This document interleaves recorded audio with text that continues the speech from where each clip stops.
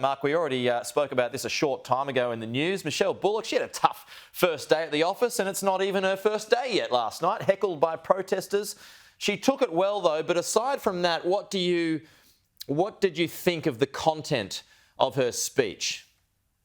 Well, she's talking about the effects of climate change relative to inflation, therefore relative to higher interest rates. So she's sort of suggesting that the RBA from now on is going to be considering matters, what seemed to me, way outside their remit. That is, they will be considering climate change and how do they sort of get ahead of climate change cost changes. So, for example, if we're going to try and hit our targets, gas price, electricity price is going to go up. And if electricity prices go up, are they going to change the cost of living? Are they going to change all our costs such that inflation becomes an issue? And how do we get around that? She's right there.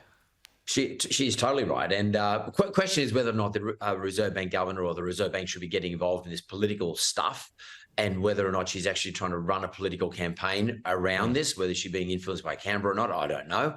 But she is right, because climate change initiatives definitely are going to increase cost of living. Do you think her job is getting easier now that inflation is on the way down? And we've got more data that comes out today, but it looks as though it's on the right path, finally.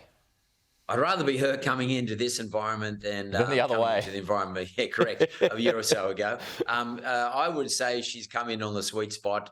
If anything, there might be one more rate rise. I doubt that very much, though. I think more than likely she's going to be delivering us good news sometime next year, mid-next year, and she's going to look like she just jumped off the cross. Yeah. Okay. A few other issues. Rental vacancies down across the country, Mark. Ever so slightly, though. And let's be careful. It's something. But look, this whole climate change thing, for example, I mean, I have to say this. In New South Wales, we need 76,000 new dwellings a year.